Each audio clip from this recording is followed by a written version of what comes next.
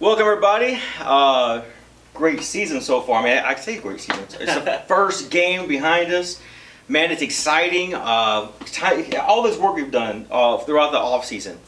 As you know, some of y'all just now catching on, or just now logging on, may just now realize this. But Jace is now with us. We're very fortunate that she came on back in August. Marcus and I are super excited about this. Jace has been doing a great job since August. He is now our beat writer for LSU football. So if you have any complaints about LSU, please email this guy, not me, or Marcus. Marcus said this guy is the guy you guys need to talk to when it comes to LSU football. Yep. So a lot of great things happening. One thing we're going to do this year, now we've got a full-time writer on board with us, is we're going to be doing a weekly Player of the Week for Louisiana.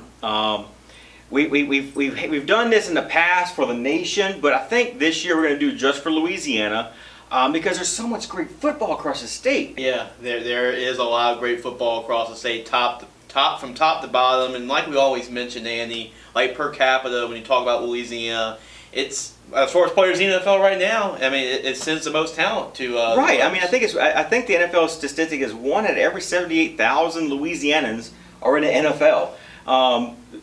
Now, you say numbers-wise, well, Houston is the same size population-wise as Louisiana.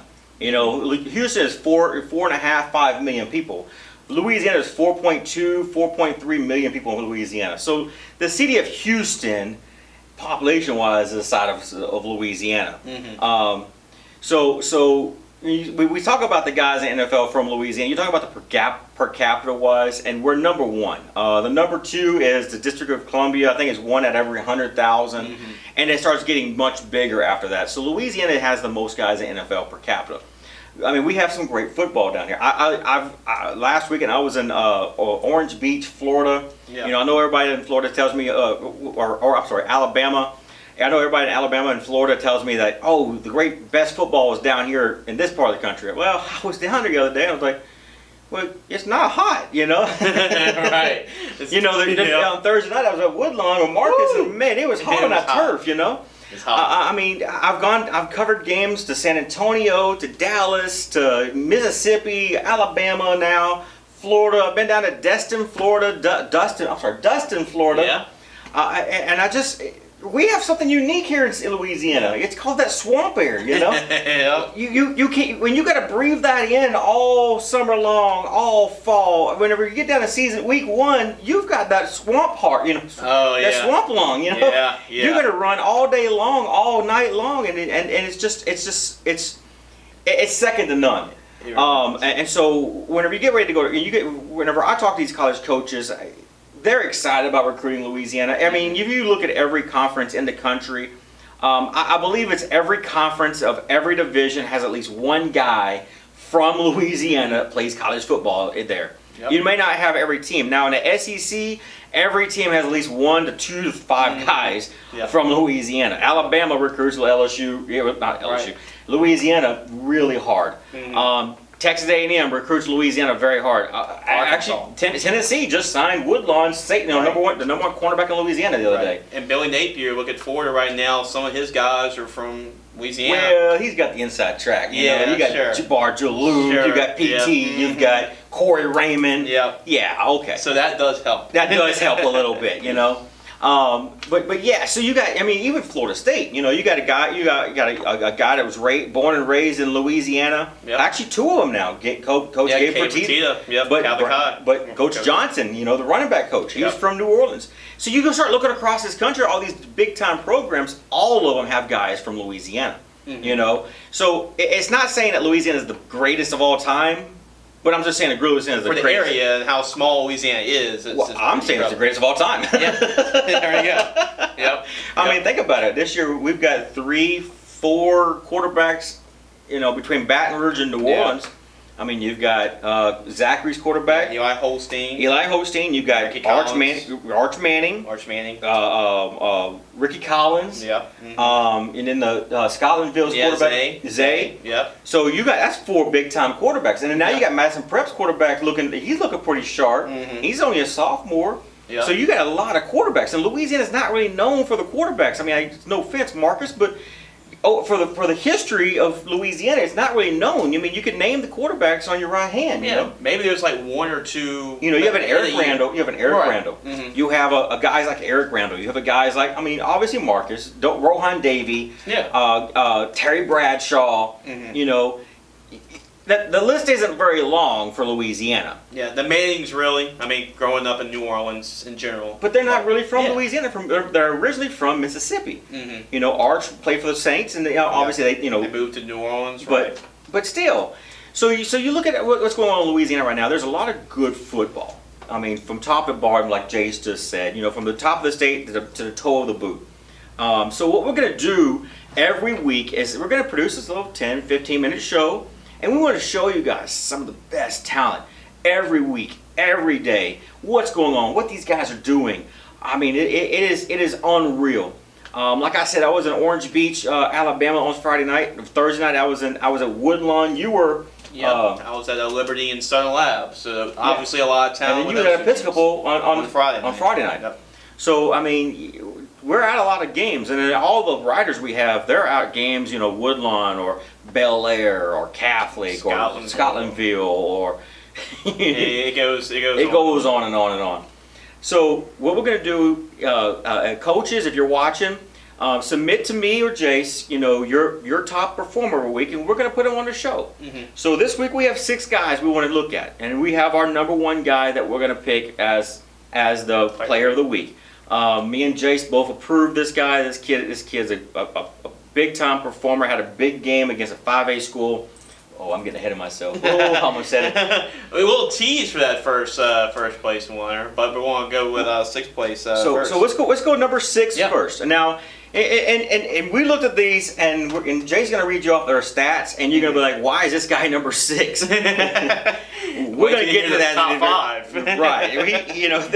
There are some big time performers this week in week 1. There were some hungry cats out there. Yeah. So let's go with number 6 from Manning, Louisiana, linebacker Tackett Curtis. You know, Tackett Curtis, he's obviously a name that a lot of people are familiar with. He's a nephew of Jess Curtis, who's the coach at Manning High School. And right now, a lot of LSU fans really want Tackett, but he's committed to USC right now. So he's a top recruit. But everybody knows what he can do on defense because that's where he's going to be playing at the college level. But how about his ability on special teams? He had 3 punt return touchdowns, Annie, in week 1. And he's also the quarterback for the team. So he also threw a touchdown pass in that game, too. He's also playing defense. I mean, there's no wonder why he's the Swiss Army knife up there in Manning right now. Right. He is the guy at Manning right now.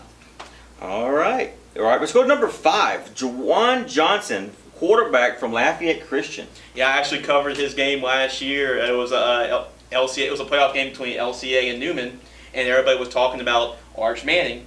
And it was actually that game where really Kevon Johnson came on the scene. He had a great game last year in the playoffs, and he's taken that to this year. He's only a junior, and a lot of teams are going after him and recruiting him right now. But he's going against Acadiana. This is no slouch 5A team he went against this week. I think they're state runner-up every single year the last couple of years. It's either been Zachary or Acadiana has won the state championship the last 4 or 5 years. And against Acadiana, Kevon Johnson had 348 yards of offense and accounted for all the team's touchdowns, 5 touchdowns. It just so happens to be against one of the powerhouse football teams in the state. Acadiana, number 5A school. Right. So obviously Kevon Johnson's primetime performance, and it's going to be a great matchup between 2 good quarterbacks because Kevon Johnson gets to play against Ricky Collins. And Woodlawn had a great defense this last weekend when they took on U High. So I'm excited about seeing that matchup this week. Yeah, so that's going to be a good one. So he's number 5. So who's number 1? Yeah, right. So we're going to go number 4, Elijah J. Davis from Riverside Academy. He's a running back. Well, we know that the Raging Cajuns always have great running backs. Looks like this is going to be the next guy because right now he's committed to the Raging Cajuns from Riverside Academy. And they played against St. Thomas Aquinas. Now I'm actually going to see St. Thomas Aquinas this Friday night when they do play Episcopal. But 304 yards rushing, 7 touchdowns. He's a guy that we don't really talk a whole lot about just because of all the great quarterbacks around the state. But keep an eye on Elijah Davis this year, and he breaks out with a 7-touchdown performance in week 1. Now, the next one, number 3, is one of my favorite quarterbacks in the state. I've been watching this guy since he was a freshman. We've had him in a magazine a couple of times. His name is Dwayne Winfield from Lutcher, Louisiana. Big time recruit, quarterback. Big time recruit. I mean, I think this kid has got offers from Arizona State, Arizona. I'm like, a bunch of Power 5 schools. Tell us about him. What did he do this last week? So he played against Thibodeau week 1, and as far as Winfield goes, and he's one of those guys that we don't talk a lot about, but he should be in that conversation when you talk about all these great quarterbacks in the state. And you've seen him play, you know what he can do. And really, I've never seen a quarterback. He put Lutcher on his back last year in the playoffs, and so. Obviously the Lutcher is going to have the success they are this year is because of what he can do with both his arm and his legs. He had 427 yards and 7 touchdowns against Thibodeau. Now 240 of those came on the ground, and he scored 5 touchdowns on the ground and 2 more through the air. And this is a guy that can do it all. He can beat you with his arm. He can beat you with his legs. Well, the next was my favorite, and I fought to have this guy number 1, but I got overruled here.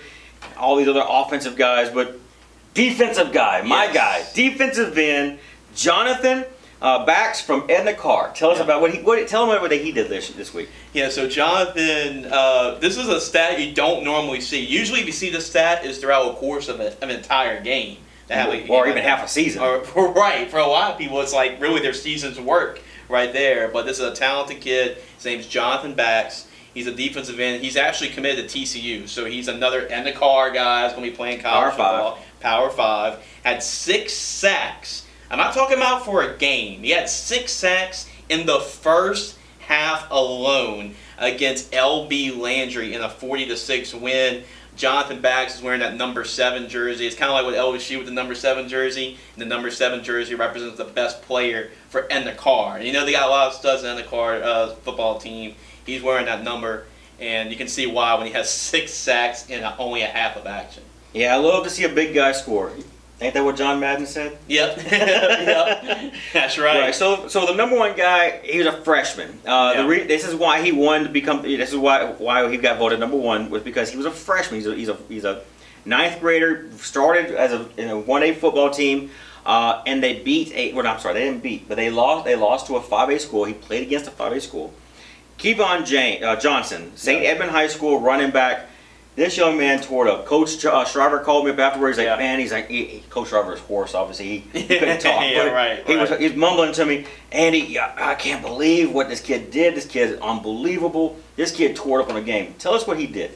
So, not bad for a freshman. And remember, me and you were at Not bad. Not bad is an understatement. But me and you, when we were at the media event at St. Edmund High School, Coach just kept on going to us, this freshman's going to be special. Remember, he kept on telling both of us, he is going to be special, watch out for him. And all he does against a 5A team, keep in mind, they're 1A versus a 5A, had 21 carries for 248 yards, 2 touchdowns, and also, by the way, he had an 83-yard kickoff return for a touchdown in that effort. So, over 300 yards of offense by himself as only a freshman coming in against a 5A school. So all that alone, there might have been some statistical numbers like layered lower on the list that might have been better, but really just the effort that he showed in putting St. Edmund on his back as a freshman against a 5A school, that alone just opened my eyes, and that's why that he's our number 1 Gridiron Football Week 1 Player of the Week. Yeah, so coaches, if you're watching this, go ahead and submit your guys every week. By 6 o'clock Sunday night, and we'll be happy to show them up on the show here. We're going to also show this segment on the Chase with Jace. Yeah, Chase with Jace. That's right. That'll be aired Wednesday night at 7 o'clock, so make sure you stay tuned for that every Wednesday.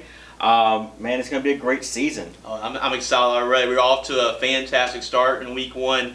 LSU, that might be a different question right now, but really, as far as Louisiana high school football, I've already seen plenty of great football already, and we're going to have a very fun season in 2022.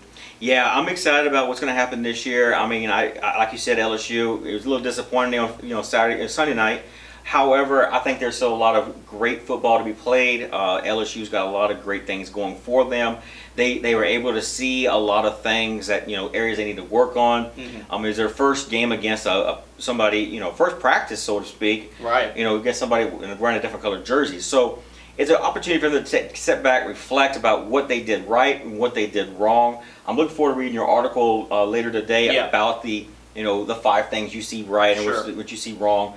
But yeah, so I mean, it is LSU. They're going to bounce back from this. We play Southern this week, and so I don't think anybody's even thinking about what happened Sunday night at this point. I think they're all thinking about what's going to happen this next Saturday night. Yeah, in Tiger Stadium. There's a lot of good things I saw with this LSU team, and keep in mind, I'm not making any excuses for LSU, but they didn't get a chance to really have a tune-up game, and Florida State did get that chance to have that opportunity. Well, it's football, so I mean, it's football. Anything happens on when the lights come on. So yeah, so stay tuned for more. We're gonna have a lot more football this season. You'll catch me on the sidelines this week. I'm actually going all over to Dallas, Texas this week. So I mean, it's gonna be a little bit haul. You're going everywhere around the country, Andy. I'm not nailed down anywhere.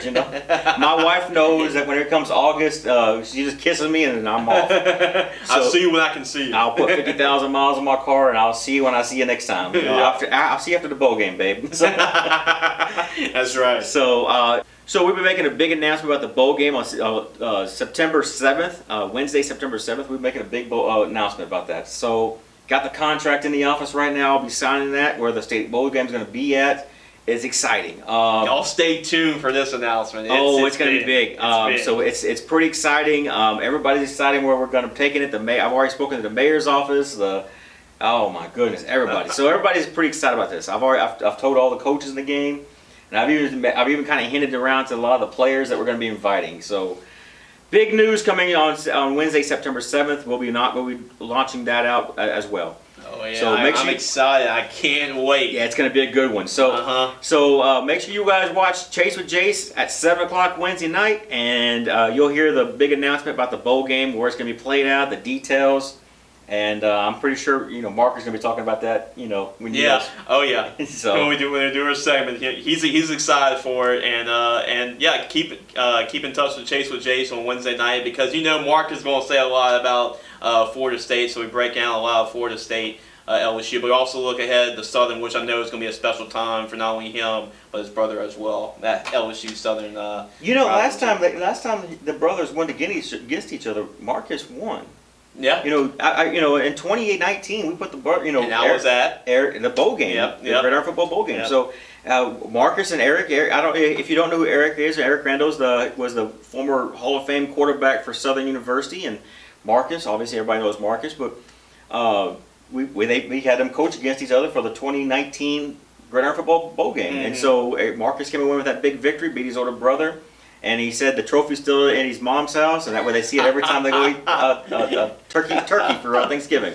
Marcus always has to shove it in his face every time. Say, hey, is that a trophy? That's mine there. Well, I know Marcus pretty well. Marcus is a pretty humble guy. I don't know if he does it just like that, but I'm sure it's a little something. Yeah. You get a little ribbon every once in a while. Every once in a while. Yep, I'm sure so. But make sure you guys stay tuned. And if you have a young man that you would like to nominate for a Diamond in the Rough, contact Jace or myself, and we will send us their huddle film. We'll take a look at them. Typically, I like to have the head coach contact me. That way I know the young man's got the academic standards. From this point forward, we're not putting anybody in the magazine that's got less than 2.8 GPA. Just because the magazine, we got to reserve it. We've got kids from all over the United States now. So we want to make sure everybody in the magazine has at least 2.8, because the college coaches, that's the first thing they always ask me, what's his GPA? Yep. So if the kid, if you don't care about your grades, then you really don't care about, if you want to play college football. If you don't have grades, you're not going to be playing college football. So make sure you're doing your homework. My wife's a speech therapist at an elementary school, and she tells me if kids just did their homework, they would have at least a B average. So just do your homework, because if you do your homework, you're going to be in class one time. That's what homework's do. You're going to make sure you're going to listen to what the teacher's saying, because that's what the homework's going to be about. That's half of it. And then and then when their tests come due, 9 times out of 10 the questions come from the homework. So, theoretically, if you're doing your homework, you're probably going to get a B. Yeah. So do your homework. So make sure these guys have a 2.8 GPA, because like I said, college coaches want to know that. So we do have that standard nowadays. Yeah, we do. So make sure you have a 2.8 GPA. Send us a hello link and have the head coach reach out to me because we're going to ask that question. We're going to request the transcript and make sure they do have a 2.8 GPA from now on. And speaking of the magazine, this month September coming out, we're going to have a pretty big issue coming out very soon. Yeah, we've got over 82 colleges in this month magazine. I mean, it's a lot of work. It's a pretty lot of work right there. But we have 82 colleges in the magazine, so we got a feature of St. Edmunds this week or this month, and then we have a lot of kids from all over the country. A few other high schools have been featured.